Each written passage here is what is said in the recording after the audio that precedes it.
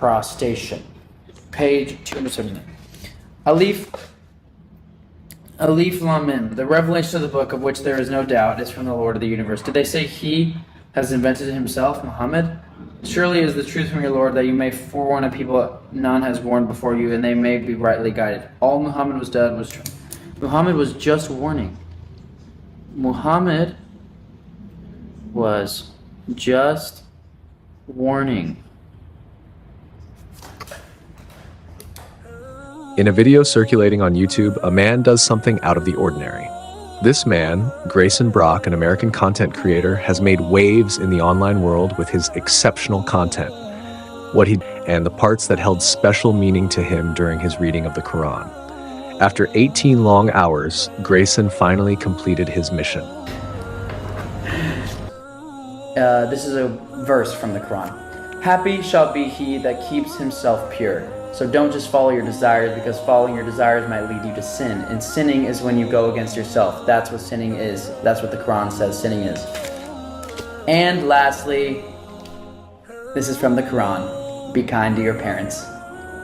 Even though he's a Christian, Grayson has a penchant for venturing into uncharted territories without hesitating to step out of his comfort zone. Initially, he harbored unfavorable biases about Islam, influenced by media portrayals and his social milieu. During his Quranic reading, he anticipated stumbling upon verses related to terrorism and violence. However, he was taken aback by what he encountered. Instead, he unearthed the beauty inherent within the Quran, going as far as describing it as the most serene thing he had ever encountered. I read the entire Quran in one sitting as a white boy, Christian, and I was shocked because, and I can prove that I read the whole thing because you can see the video right there, but I was shocked because I thought it was going to be like really evil and about, I don't know, terrorism, and it was actually amazing. And the most peaceful thing after reading the Quran made me realize that the values that Muslims share with Christians, or that they do share values, like pretty much everything is the exact same. Islam and the Quran is just a much more to the point. It's 1/10 of the size of the Bible, so it's only 10%. Much more clear cut, as you can kind of tell, like in times. Nevertheless, he observed that Christians still violate this commandment. They venerate statues and accept various widespread misconceptions.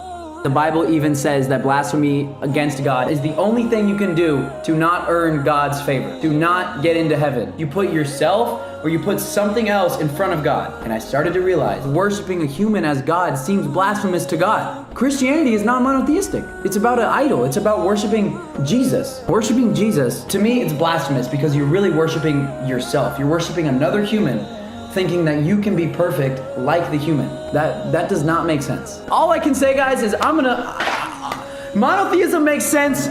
Monotheism is the only thing that makes sense.